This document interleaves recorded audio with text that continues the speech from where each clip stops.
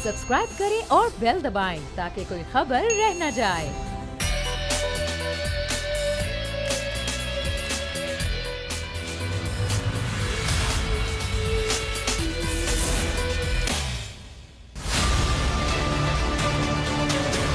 किस्म का कोई सियासी दबाव नहीं डाला हुआ। नवाज शरीफ एक बड़े हाई प्रोफाइल मरीज हैं, बीमार हैं।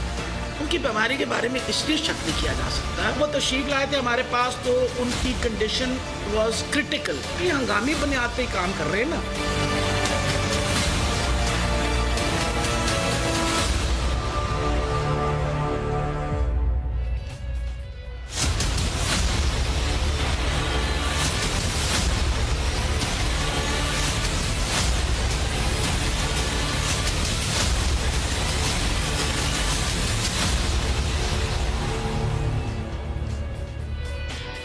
अस्सलाम वालेकुम, आप देख रहे हैं प्रोग्राम आज की ताज़ा खबर। मैं हूं अरबाब जहांगीर। मियां नवाज शरीफ की सेहत से मुताल्लिक आज के प्रोग्राम में हम बात करेंगे, जिसमें मुसलसल उनकी सेहत तशवीशनाक हद तक ख़राब होती जा रही है, लेकिन अभी तक उनका नाम ECL से नहीं निकाला जा सका है। नैब ने अब वजारत दाखिला को जवाब भिजवा दिया है और वाज़ेह तौर पर कह दिया है कि ECL से नाम निकालना वजारत दाखिला का इख्तियार है। वो नाम निकालते हैं या नहीं निकालते, ये उनके अपने दायरे इख्तियार में है। नैब का इससे कोई ताल्लुक नहीं है। नैब की जो सिफारिशात थीं वो अब वजारत दाखिला को भिजवा दी गई हैं। और साथ ही साथ मरियम औरंगजेब का मियां साहब की तबीयत से मुताल्लिक एक ताज़ा बयान सामने ये आया कि अब एयर एम्बुलेंस बुध को पहुंचेगी और उसके ज़रिए मियां साहब को लंदन ले जाया जाएगा। चूँकि डॉक्टर्स का कहना है कि उनकी सेहत काफ़ी ख़राब है और अब उन्हें एयर एम्बुलेंस के ज़रिए ही सफ़र करना पड़ेगा और शायद उनका सफ़र अकेले ही हो, चूँकि मरियम नवाज साहिबा अब उनके साथ नहीं होंगी। उनके साथ जाने की अफवाहें दम तोड़ चुकी हैं, चूँकि मरियम नवाज का पासपोर्ट जो है वो अदालती तहवील में है और उसके निकलवाने के लिए अब कानूनी दरख्वास्त मरियम नवाज ने दायर ना करने का फैसला किया है।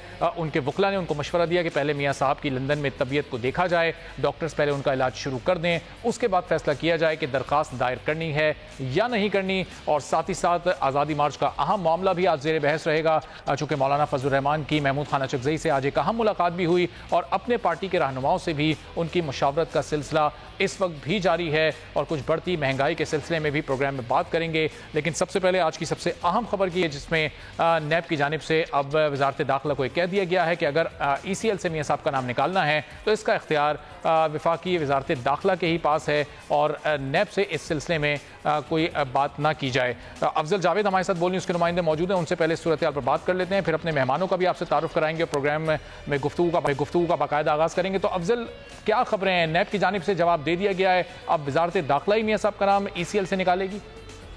देखिए अरबाब, आज जैसे वजारत दाखिला की जानिब से जो नवाज शरीफ की मेडिकल रिपोर्ट थी वो नैब को भिजवाई गई और उसका जायजा लेने के बाद चेयरमैन नैब से इन तमाम मामला पर एडवाइस की गई और उसके बाद जो है वजारत दाखिला को भिजवाएगा। और उस जवाब में नैब में वाज़ेह तौर पर कहा है कि जो वजारत दाखिला ही है मियां नवाज शरीफ का नाम जो है ECL से निकालने के हवाले से खुद फैसला करे, क्योंकि नैब का इस हवाले से कोई लेना देना नहीं। और माजी में की जो मसाल का भी नैब की जानिब से इस जवाबी खत में जिक्र किया गया कि माजी में भी ऐसा होता रहा है कि जो रियासत है वो खुद एक्शन में आई है और मुल्ज़मान के हवाले से खुद फैसला करती है। लिहाजा जो नैब की जानिब से आज एक बात वाज़ेह हो गई है कि ना ही उन्होंने ना किया है मियां नवाज शरीफ का नाम निकालने के हवाले से, ना ही उन्होंने कोई हाँ की है और तमाम जो अमूर है और तमाम फैसले की जो घड़ी है वो वजारत दाखिला के हवाले कर दिया। अब ये बॉल जो है वजारत दाखिला के कोर्ट में होगी कि आया कि वो किस तरीके से इन मामला को आगे लेके बढ़ती, क्योंकि जिस अंदाज से जो मामला उठाए जा रहे हैं बिल्कुल मुस्लिम लीग नून की क़यादत की जानिब से मियां नवाज शरीफ साहब की जो तबीयत है वो काफ़ी नासाज है और बैरून मुल्क ही उनका इलाज मुमकिन है। लेकिन जो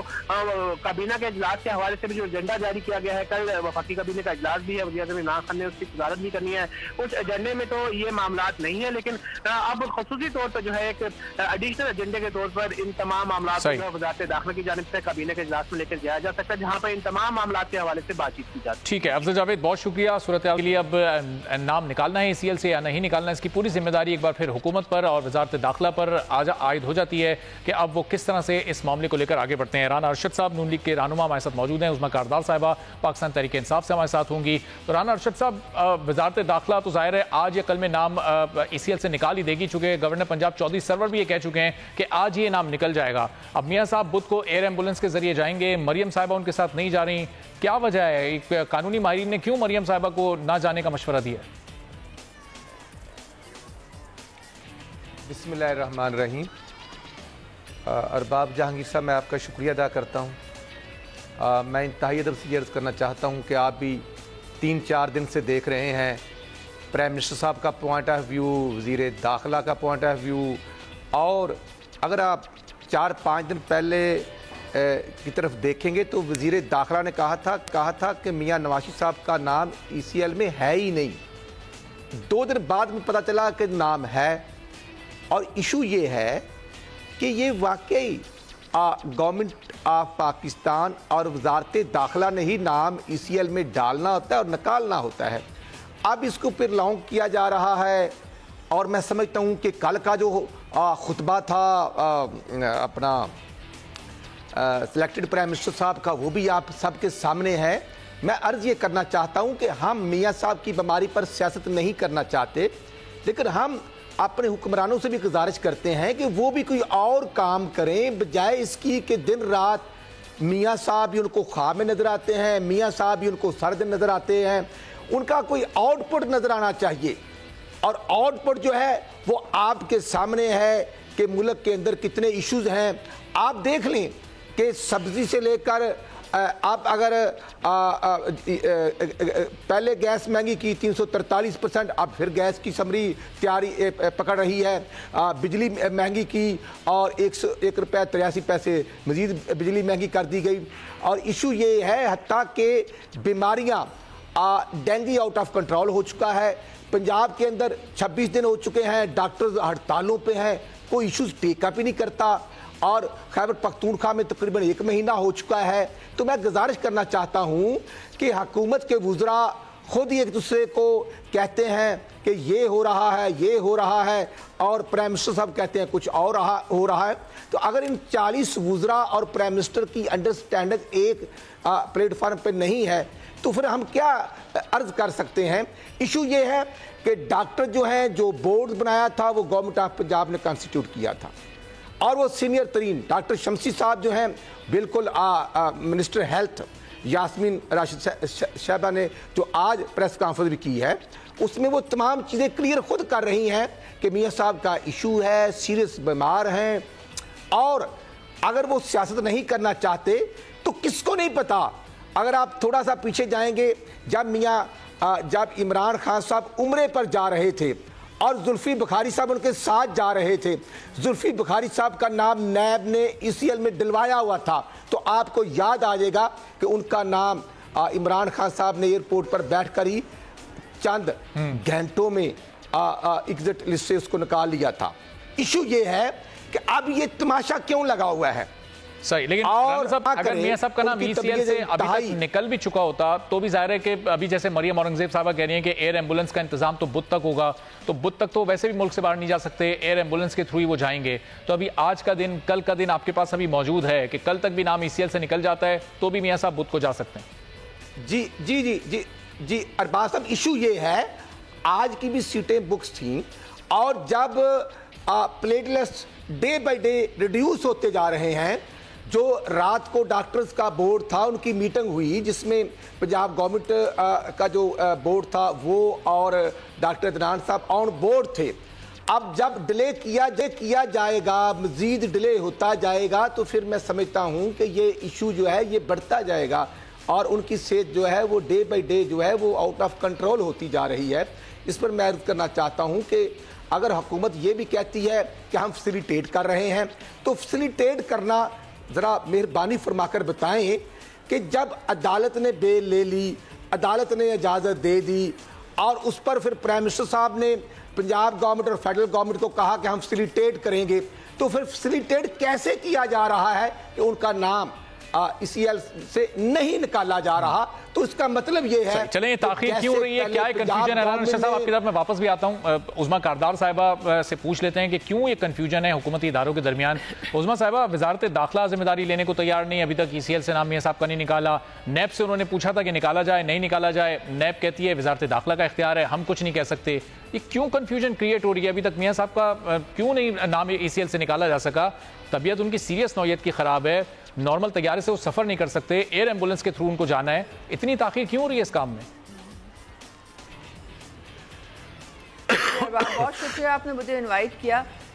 देखें, कंफ्यूजन हुकूमत के एंड से नहीं है, इन लोगों ने अपने लिए प्रॉब्लम्स खुद क्रिएट किए हैं। आप मुझे ये बताएं कि कि जब तक कंफर्म नहीं हो जाता कि भाई ECL से उनका नाम निकल गया, क्योंकि काफ़ी प्रोसीजर्स में काफ़ी स्टेप्स हैं, काफ़ी इदारों के थ्रू ये प्रोसेस हो के एक चीज़ सामने आती है, तो इनको किसने कहा था कि ये टिकट उनके कंफर्म करा लें। फिर डॉक्टर अदनान की स्टेटमेंट्स भी हमने पढ़ी कि जी वो बहुत अच्छी कंडीशन में है ट्रैवल करने के लिए, फिर अचानक उन्होंने कहा जी तबीयत ख़राब। देखिए, इनको चाहिए था थोड़ा सा वेट कर लेते। जब इनको बेल मिल गई थी और उसके मुताबिक हुकूमत ने कहा था कि अगर इनको बाहर जाना पड़ा तो हम इनको फैसिलिटेट करेंगे, उसका सारा प्रोसेस स्टार्ट किया गया। जब इन्होंने रिक्वेस्ट भेजी तो वजारत दाखिला ने फिर उसके मुताबिक उसको आगे भेजा। अब नैब ने जो उसके ऊपर कुछ एक दो उन्होंने जो पॉइंट्स वो जो ऑब्जेक्शंस कह लें या पॉइंट्स कह लें, उन्होंने कहा जी आप हमें पहले ये इनकी मेडिकल रिपोर्ट भी साथ भेजें, वो भी रिपोर्ट भेजें जिसमें इनको कहा गया हो कि इनका इलाज सिर्फ बाहर से हो सकता है। तो नैब ने फिर कुछ एतराज़ात जो उठाए उन्होंने वापस वजारत दाखिला को भेज दिया। अब इसमें हुकूमत का क्या कसूर है? अब हुकूमत जो है वो वजारत दाखिला को कैबिनेट से इसको अप्रूव करवाना है, तो इनको चाहिए था 2-4 दिन इंतजार कर लेते। इन्होंने जनाब मिनटों स्किंटी, अभी कुछ ये प्रोसेसिंग कंप्लीट भी नहीं हुई थी, मिनटों स्किंटी खुद ही बगैर किसी से पूछे इन्होंने टिकटें भी करा ली। तो अब ये कह रहे हैं कि जी ये हो गया और वो देखें, ये अब ये कोई ये नहीं कि इस्लामी जमहूरिया पाकिस्तान है, यहाँ पे कायदे कानून हैं, यहाँ रूल्स एंड रेगुलेशंस हैं, उसके मुताबिक एक प्रोसीजर चलता है आगे। तो अब मुझे बताएं इसमें हुकूमत का क्या सारे रूल्स रेगुलेशंस और प्रोसीजर हैं, ये जब जुल्फी बुखारी साहब का नाम निकाला गया था ECL से, उसमें भी इसी तरह से फॉलो हुए थे, उसमें भी 4 से 5 दिन ऐसे ही लगे थे। देखें आप ये अब वो अब उसको और इसको आप कंपेयर ना करें, वो और बात थी, ये और बात है। उसमें ECL से नाम निकालने की बात हो रही है, केसेस की बात नहीं हो रही। मुझे एक मुजरिम को ECL में से निकालने का बिल्कुल उसमें कोई नाम नहीं था। और जुल्फी बुखारी तो रहते भी बाहर है, उनकी तो सारी बिजनेस भी बाहर है, पता नहीं यहाँ पे उनका किस वक्त और किस जुमरे में उनका नाम डाला हुआ था। तो यहाँ पे जो नवाज शरीफ साहब हैं ये मुजरिम हैं और ये बेल पे इनको हफ्ते की रिलीफ पे इनको बाहर उन्होंने कोर्ट्स ने इजाज़त दी है कि आप बाहर अपना इलाज करा लें अपनी मर्जी के मुताबिक। और ये जो मुल्क से बाहर जाने का जो है ये तो हुकूमत ही सिर्फ फैसिलिटेट कर रही है और ये हुकूमत ही कोशिश कर रही है कि चलें, अगर ये समझते हैं कि इनका पाकिस्तान में नहीं इलाज हो सकता तो इनको हम बाहर भेज देते हैं, लेकिन उसके लिए ये स्टेप्स फॉलो करने पड़ेंगे क्योंकि ये एक मुजरिम है और क्योंकि इनको जेल से रिलीफ दी गई है। तो आप इसलिए मेहरबानी करके वो केस और ये केस आपस में रिलेट बिल्कुल कहीं दूर दूर से भी नहीं करता। सही। चलें राना अरशद साहब, ज़ाहिर सेहत पर सियासत नहीं हो सकती, बात भी नहीं हो सकती, लेकिन परफॉर्मेंस पर ज़रूर बात हो सकती है। मियाँ साहब 3 बार मुल्क के प्राइम मिनिस्टर रहे, शहबाज शरीफ साहब 10 साल तक पंजाब के चीफ मिनिस्टर रहे। इस पूरे अरसे में कोई एक ऐसा state of the art hospital नहीं बनाया इन लोगों ने कि मियाँ साहब को आज इलाज के लिए बाहर जाने की ज़रूरत नहीं पड़ती, ECL से नाम निकलवाने की ज़रूरत ही नहीं पड़ती, पाकिस्तान में इलाज हो जाता मियाँ साहब का। अरबाब साहब, इशू ये है कि अभी ये जो किडनी और लीवर हॉस्पिटल लाहौर में बेदियाँ रोड पे बना है, जो डॉक्टर प्रोफेसर सईद साहब आए थे, तो आपको नहीं पता कि वो इंटरनेशनल लेवल का हॉस्पिटल हमने बनाया, जो इस गवर्नमेंट ने आते हुए उसको बंद ही कर दिया है, डॉक्टरों को भगा दिया है। आप वो बात ना करें। इशू ये है कि मियाँ नवाज शरीफ साहब को 9 स्टेंट पड़े हुए हैं और उनके डेंगू का मर्ज नहीं है। प्लेटलेट्स काउंट जो है, आपका आइन 1973 हर कैदी, हर मुजरम, हर पाकिस्तानी को सेहत की जो इश्यूज हैं गवर्नमेंट की जिम्मेदारी है उनको टेकअप करना। आप ये जरा फरमाएं कि जेल के अंदर हॉस्पिटल मौजूद है कि नहीं है। जब पंजाब गवर्नमेंट के डॉक्टर्स ने हडियाला जेल में बोर्ड बना और चेकअप किया और उन्होंने रिकमेंडेशन दी कि किडनी इशू है, लीवर इशू है, शुगर इशू है, इनको ये टेम्परेचर दिया जाए, तो फिर जब वो 1992 का वर्ल्ड कप जीतकर दूसरा वर्ल्ड कप जीतने गए थे अमेरिका, तो वहां पर खुतबे में फरमाते हैं न्याजी साहब कि मैं नवाज शरीफ साहब का AC बंद कर दूंगा, मैं उनका खाना बंद कर दूंगा। मैं अर्ज ये करना चाहता हूं, ये टेम्परामेंट और ये लेवल देखें कि हमारा वास्ता किन लोगों से पड़ा है, जो इस वक्त कौम के अंदर महंगाई के जिम्मेदार हैं। पाकिस्तान की तरक्की के जिम्मेदार हैं। जरा बात सुनिएगा राना साहब, ये जिन गरीब लोगों की आप बात कर रहे हैं, अगर एक गरीब आदमी को वही बीमारी हो जो इस वक्त मियां नवाज शरीफ को है और वो उसकी माली हैसियत ऐसी ना हो कि वो बाहर जा सके, इलाज करा सके, वो पाकिस्तान में कैसे इलाज कराएगा? फिर वो तो मर जाएगा। उसके लिए तो ना आप लोगों ने कोई काम किया, ना कोई हॉस्पिटल बनाया, ना इस वक्त मौजूदा हुकूमत ने अभी तक कुछ किया है। अरबाब साहब, गुजारे ये है, जिंदगी और मौत तो अल्लाह ताला के हाथ में है। इसीलिए मियां नवाज शरीफ साहब जब जेल में सजा काट रहे थे तो अनोखा रूल है, अनोखा कानून है कि एक थर्ड टाइम रहने वाले प्राइम मिनिस्टर को जिस तरह इंटरनेशनल ड्रामा, अब मैं आपकी वसातत से, मैं आपकी खिदमत आलिया में अर्ज करना चाहता हूं, वो पनामा केस किस नौयत पर है, किस कोर्ट में है।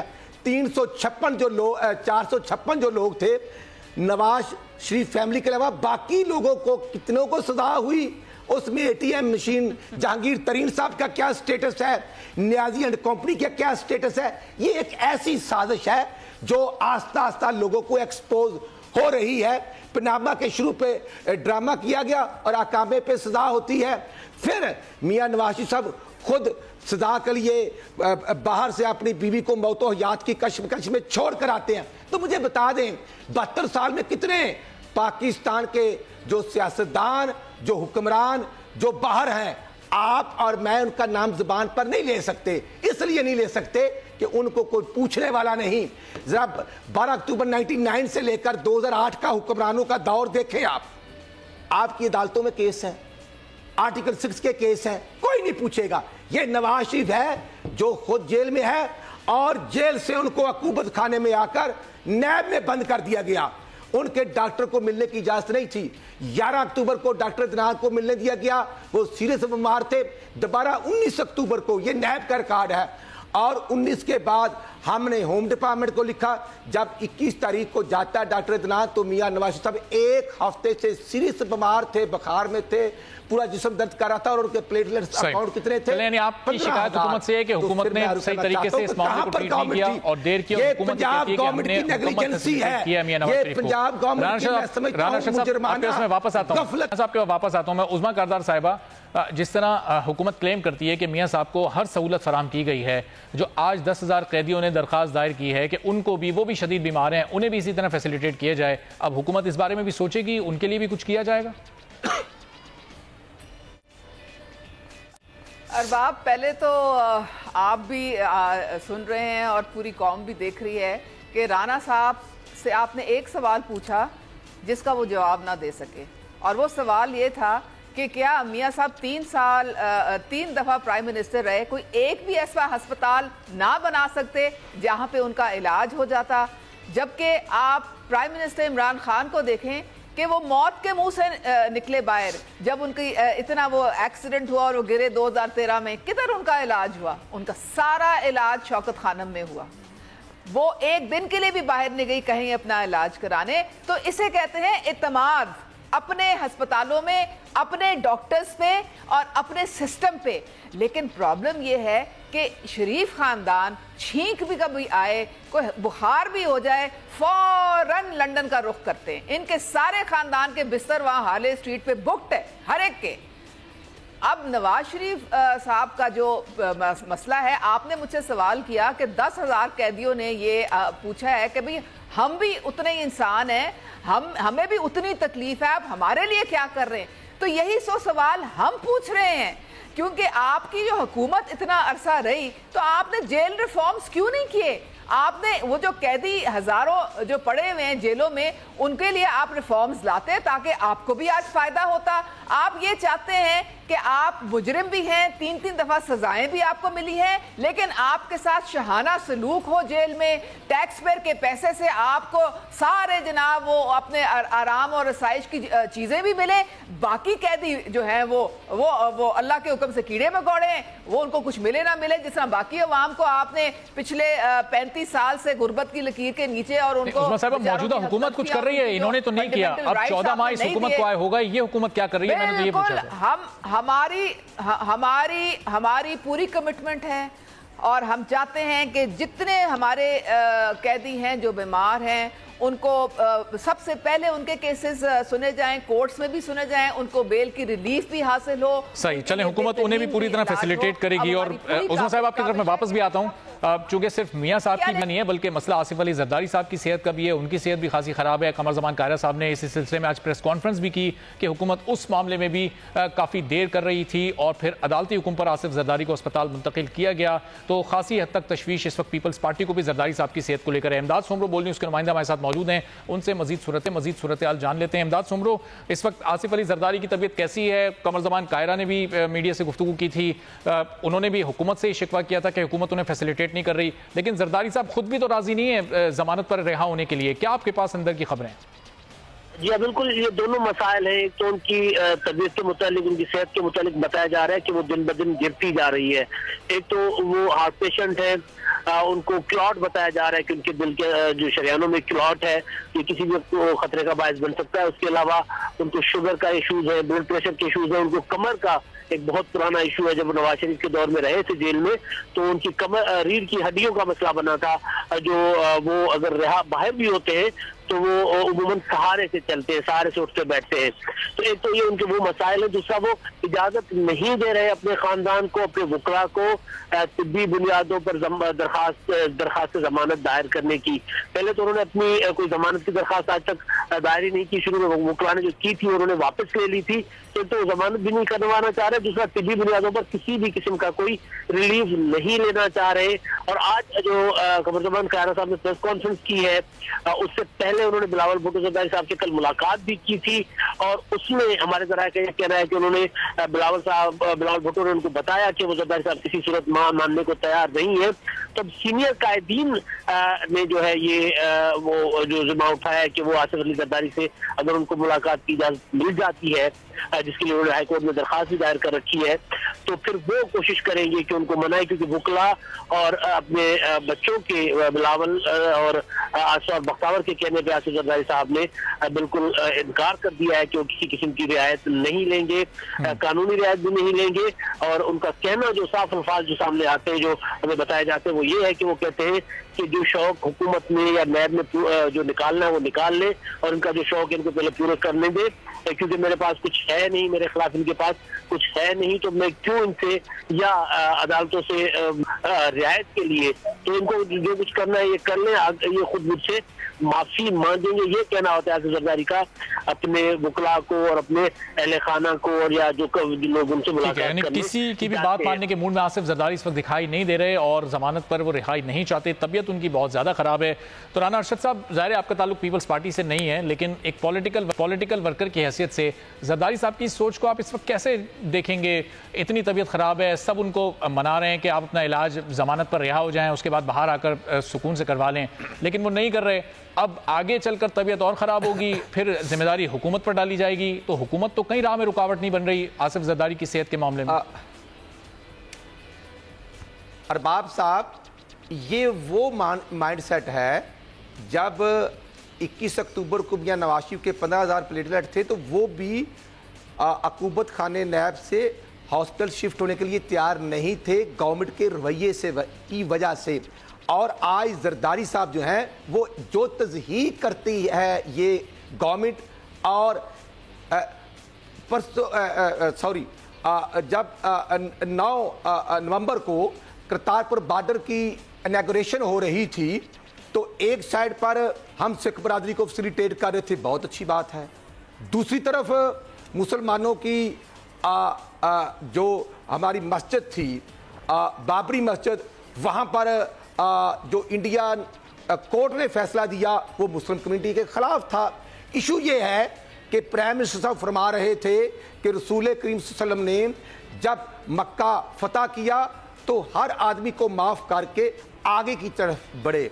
फिर वो नेल्सन मंडेला की मिसाल दे रहे थे कि वो 23 साल जेल में रहे और आकर उन्होंने मुल्क की तरक्की की बात की। तो आज मैं ये अर्ज करना चाहता हूँ, 2013 में नवाज शरीफ साहब प्राइम मिनिस्टर बनते हैं तो वो तो मियाँ नवाज शरीफ साहब जो है इमरान खान साहब के भी घर जाते हैं, जरदारी साहब से मिलकर भी वो इशू को टेकअप करते हैं, एनर्जी क्राइसिस और दहशतगर्दी, मुल्क को आगे लेके जाते हैं। ये 15 माह में न्याय साहब कंटेनर से नीचे नहीं उतरते और फेलियर ये है कि जो डॉलर है वो 110 रुपए से 165 तक पहुंच चुका है। स्टॉक एक्सचेंज जो 54,000 इंडेक्स पर थी वो 28,000 तक चले जाती है। बिजली महंगी, गैस महंगी, पेट्रोल महंगा, हत्ता के जो 35% ट्रांसपोर्ट के किरायों में इजाफा हो चुका है।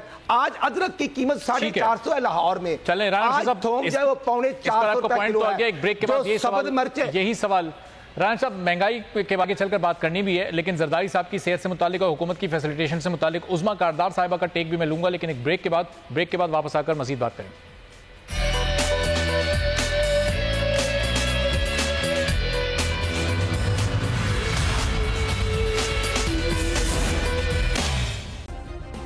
सब्सक्राइब करें और बेल दबाएं ताकि कोई खबर रह न जाए।